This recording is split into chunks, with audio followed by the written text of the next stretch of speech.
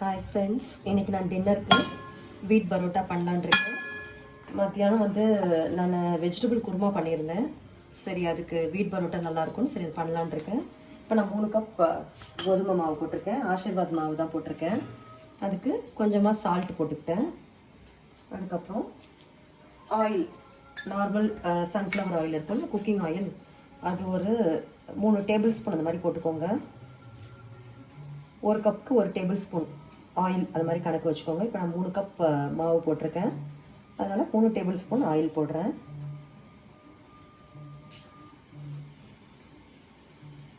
நீங்கள் என்ன ஸ்பூனில் மெஷர் பண்ணி ஊற்றிக்கோங்க, எனக்கு தெரியுன்றதை நான் அப்படியே ஊற்றுறேன். 3 டேபிள் ஸ்பூன் இருக்கும். இது நல்லா அப்படியே இந்த ஆயில் ஃபுல்லாக மிக்ஸ் ஆகிற மாதிரி பண்ணிவிடுங்க எல்லா இடத்துலையும். எல்லா மாவும் இந்த ஆயில் ஒன்றா சேர்ற மாதிரி நல்லா மிக்ஸ் பண்ணி விட்டுருங்க. ஃபஸ்ட்டு மிக்ஸ் பண்ணிவிட்டு இப்போ நான் ஹாட் வாட்டர் தான் ஊற்றுறேன். ரொம்ப கொதிக்கிற தண்ணி, ஓரளவுக்கு லைட்டாக சூடாக இருக்கிற தண்ணி தான் ஊற்றி பிசைய போகிறேன். இது ரொம்ப கெட்டியாக நம்ம பிசையக்கூடாது, கொஞ்சம் ஒரு மாதிரி தளன்னு இருக்க மாதிரி தான் இருக்கணும். அப்போ தான் பரோட்டா சாஃப்டாக வரும். வீட் பரோட்டா இல்லையா, நார்மலாக வீட் பரோட்டா கொஞ்சம் ஹார்டாக தெரியும். நம்ம இந்த மாதிரி தண்ணி கொஞ்சம் தாராளமாக தான் ஊற்றிருக்கணும். தளன்னு பிசைஞ்சோம்னா கொஞ்சம் சாஃப்டாக வரும் நமக்கு. இதை பாருங்கள், தண்ணி கை பொறுக்கிற சூடு இருந்தால் போதும், ரொம்ப கொதிக்கணும்னு அவசியம் இல்லை. இப்போ நான் கையில் போட்டு தான் தண்ணி ஊற்றிட்டு கை வச்சு தான் பிசைஞ்சிட்ருக்கேன். சூடு இல்லை அவ்வளோவா, கை பொறுக்கிற சூடில் தண்ணி ஊற்றிட்டு நல்லா மிக்ஸ் பண்ணி விட்டுருங்க ஃபுல்லாக. இப்போ வீட் பரோட்டாக்கு நம்ம ஒரு 5 மினிட்ஸ் கொஞ்சம் நல்லா பிசைஞ்சிட்டு அதுக்கப்புறமா ஒரு 1/2 hour to 1 hour ஊற வச்சோம்னா ரொம்ப நல்லா வரும் சாஃப்டாக. இன்னும் கொஞ்சம் தண்ணி ஆட் பண்ணிக்கலாம்.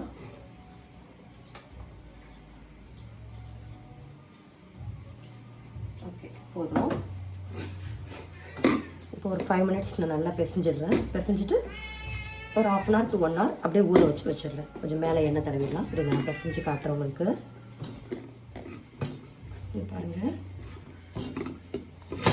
மாவு பாருங்கள், ரொம்ப கட்டியாகவும் இல்லை, கரெக்டாக இருக்குது பாருங்கள். இந்த மாதிரி தளன்னு இருக்குது, இப்படி தான் இருக்கணும்.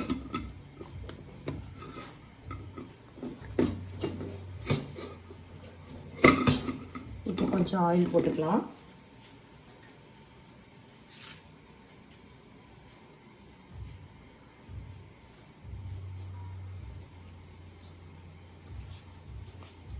ஒரு டேபிள் ஸ்பூன் ஆயில் போட்டிருக்கேன்.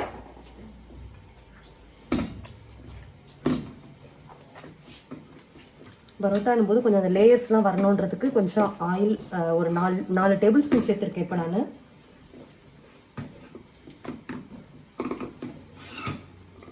நல்லா இருக்கும் சாஃப்டாக. நீங்கள் ட்ரை பண்ணி பாருங்கள். மாவு பாருங்கள், மாவு பார்க்கும்போதே நல்லா தெரியுது பாருங்கள், அந்த சாஃப்ட்னஸ் இருக்குது பாருங்கள். அது மாதிரி நம்ம அதோட எவ்வளோ பிசையமோ அந்த அளவுக்கு நமக்கு பரோட்டா சாஃப்டாக வரும். ஹெல்த்துக்கு அவ்வளோ நல்லது கிடையாது, அதனால வீட் பரோட்டா நம்ம கோதுமையில் பரோட்டா செஞ்சு சாப்பிட்டுக்கலாம்.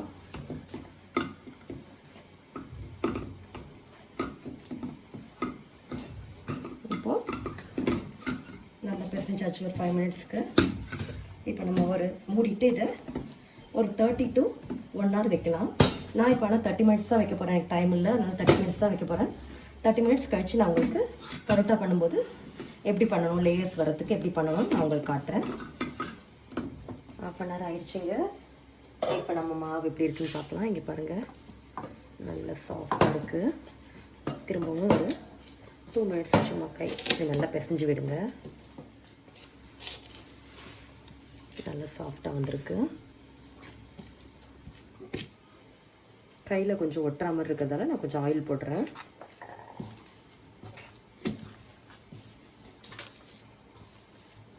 இப்போ பாருங்கள், ஒட்டலை பாருங்கள்.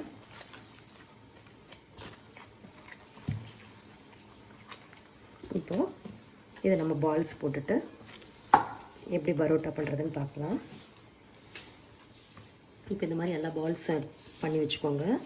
நீங்கள் அந்த உருண்டை எடுக்கும்போது உங்களுக்கு கையில் ஒட்டுச்சுன்னா லைட்டாக ஆயில் அப்ளை பண்ணிக்கோங்க, கையில் ஒட்டாத வரும். இப்போ ஒரு உருண்டை எடுத்துக்கோங்க. இந்த மாதிரி பூரிக்கட்டையில் லைட்டாக எண்ணெய் போட்டுட்டு அது மேலே லைட்டாக மாவு இப்படி தூவி விட்டுருங்க. இப்போது ஒரு பால் எடுத்து வச்சுட்டு இதை அப்படியே ரோல் பண்ணுங்கள்.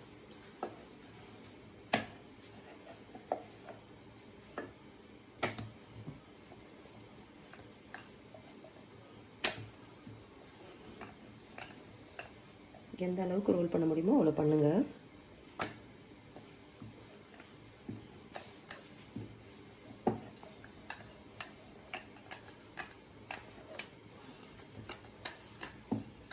பண்ணிவிட்டு இப்போ விசிறி மாதிரி நம்ம அப்படியே மடிச்சிடலாம். ஃபஸ்ட்டு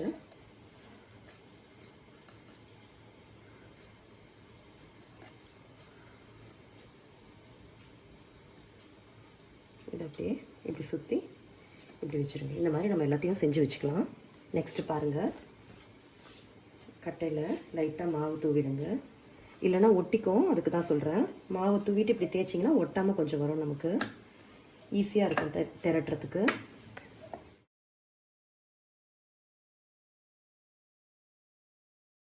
எவ்வளோ மேக்ஸிமம் உங்களால் முடியுதோ அவ்வளோ பண்ணிக்கோங்க. ரொம்ப ஃபுல்லாக பண்ணோம்ல, உங்களால் எந்த அளவுக்கு முடியுமோ அவ்வளோ பண்ணிக்கோங்க. நம்ம லேயர்ஸ் பண்ணிட்டு திரும்பவும் தட்ட போகிறோம், அதனால் ஒன்றும் ப்ராப்ளம் இல்லை. இப்போது நம்ம விசிறிலாம் மடிப்போம்ல, அந்த மாதிரி இப்படி ஜிக்ஸாக்காக இப்படி மடிச்சுக்கோங்க. மடிச்சுட்டு இதை அப்படியே ரோல் பண்ணிவிட்டு இப்படி எடுத்து வச்சுருங்க. இந்த மாதிரி எல்லாத்தையும் பண்ணிக்கோங்க. தவா காஞ்சிடுச்சிங்க. இப்போ நம்ம ரொம்ப ப்ரெஷர் கொடுக்காம லைட் அதை பாருங்கள், அந்த லேயர்ஸ் தெரியுது பாருங்கள். இந்த மாதிரி ரொம்ப இதுவாகவும் தின்னாகவும் போடாதீங்க, ஓரளவுக்கு கொஞ்சம் திக்காக இருக்க மாதிரி போட்டுக்கோங்க. போதும். இப்போ இது தவாவில் போட்டுடலாம்.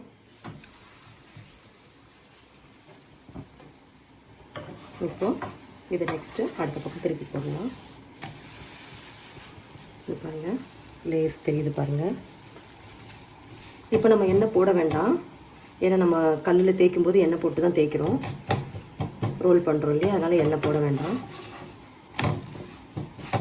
மீடியம் ஃப்ளேமில் வச்சுட்டு, ரொம்ப ஹை ஃப்ளேமில் வச்சிடாதீங்க, சீக்கிரமாக தீஞ்சிரும். மீடியம் ஃப்ளேமில் வச்சுட்டு அப்படியே தட்டுங்க.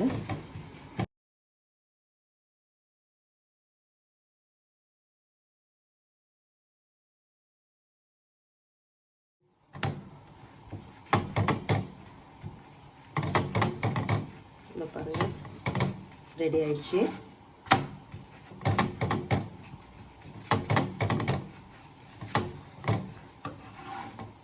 இப்போ இதை எடுத்துடலாம்.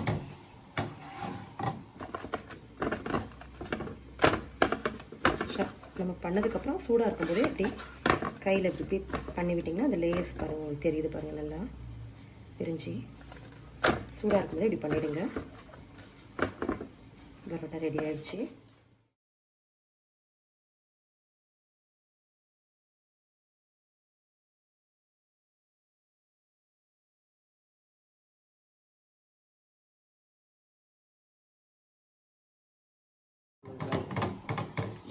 சுவையான பரோட்டா ரெடி. சூப்பரான வீட் பரோட்டா ரெடி ஆயிடுச்சு. மத்தியானம் வந்துட்டு நான் லஞ்சுக்கு வந்துட்டு வெஜிடபிள் குருமா பண்ணியிருந்தேன். இப்போ இந்த வீட் பரோட்டாக்கு வெஜிடபிள் குருமா சூப்பராக இருக்கும். நீங்களும் ட்ரை பண்ணி பாருங்கள். உங்களோட கமெண்ட்ஸை என்னோட ஷேர் பண்ணுங்கள். மறக்காமல் சப்ஸ்கிரைப் பண்ணுங்கள். தேங்க்யூ.